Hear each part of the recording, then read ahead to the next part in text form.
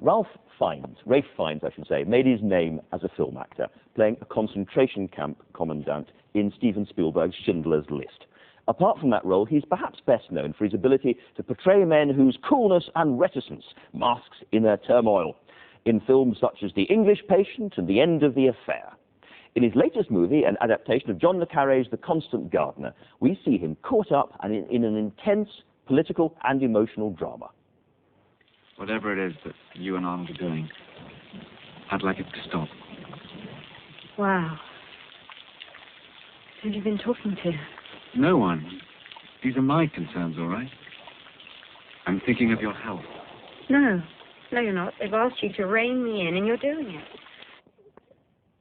Ralph Fiennes, it's a very, very gripping, quite bleak film in many ways, beautiful to look at, but a tough story about, essentially, I suppose, about corruption in Africa, isn't it? The drug companies... Pharmaceutical companies and government, in this case, British government. British government working together. Yeah.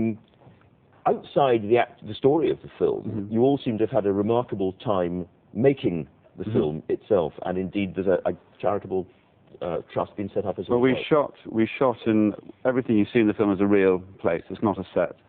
And one of the most emotive places is the slum in Nairobi called Kibera, which is a vast, sprawling mass. The biggest slum in Africa. I think it is. There's nearly 1 million people living there. It's got no running water, no proper sanitation, no electricity. It's a very vibrant place, and we filmed there. And we also filmed in the northern part of Kenya, near Lake Turkana, which is a very bleak, arid, volcanic area, where we shot there to recreate a southern Sudan raid. And in that place particularly, we were all, our producer, Simon Channing Williams, I suppose he responded to the collective feeling amongst the cast and crew that we wanted to do something, and he set up the Constant Gardener Trust, a charity. Which is helping local children in that area specifically, yes, like in the secondary school and roads, water supply, etc. And you've all put some money into this.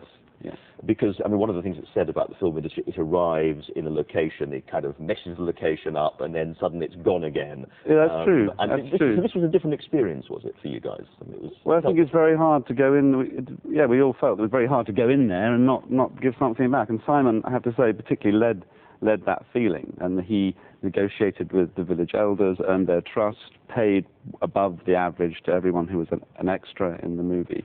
And so we wanted to feel that the film was not exploiting the community, but was trying to give something back in the long term. Quite interesting, isn't it, that John le Carré made all these famous Cold War novels, many of them made into films or TV series. Yeah. Now, post the Cold War, we've all been asking, who's the great new villain? Yeah. And certainly in this case, it's capitalism, it's global capitalism. Well, it's pharmaceutical companies, and I see it as corporate power in general. And the film takes the idea that the pharmaceutical companies are testing an unsound drug on uninformed... Something which has actually happened, not in this area. It has happened. I don't think it's the norm for Big Pharma to do this. I think the real issue is more accessibility of antiretroviral HIV drugs. I think that's the big concern now, how Big Pharma is going to step up to the plate and really, put its capitalist ideals aside. UNICEF, in fact, is launching a huge campaign, a massive campaign at the moment, to try to get these big companies to really commit big funds. Absolutely. And for you personally, it's a slight change of direction. You know, you've played an awful lot of villains or hard men, and now you're playing something pretty close to a romantic lead, I guess. Yeah. He said cautiously. I have played romantic leads before. This is interesting. In a way, I see this character, Justin Quayle, who's an unassuming British diplomat. He's very much in the pool of le Carré protagonists. I mean, although George Smiley is the antithesis of James Bond, yet. But he's inside the system, but there's terrible ambiguities and moral choices that he's not overtly a hero, this character that I play, but becomes his wife's murder. He becomes heroic, he does. And you've also done a villain in Wallace and Gromit as well, which probably going to have an even wider cultural circulation. Well, this is going to compound this very depressing language you started the show about class.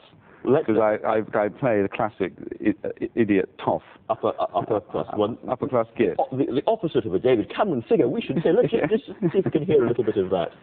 just now.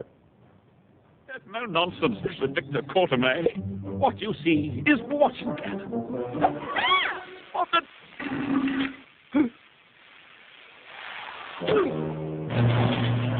Sounds like a really big growth, this one. Give it some more welling.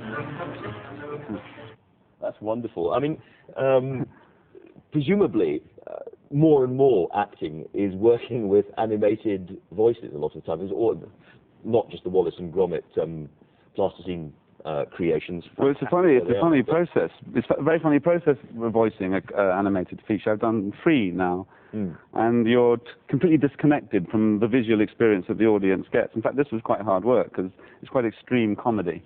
And Nick Park and Steve Box, the 2 directors of the movie, would give you very specific vocal direction. But it took me a while to sort of see what they wanted until I saw little snippets of the animation they had started. And you got the... Then I saw my character. Then I knew what... In reverse, as it were. What are you doing next, do you know? Yeah. I'm going to be... Yes, I can. I'm going to be working with Susan Sarandon. She's going to be playing famous American multi-billion heiress called Doris Duke, who famously left. She died in '93, and she left the control of her estate to her Irish butler of 8 years, working for her for 8 years. Yes. And he died shortly afterwards. But it's a film that I suppose looks at what their relationship might have Yet been. more class. It's haunted us all morning. All morning. Yeah, Ray depressing.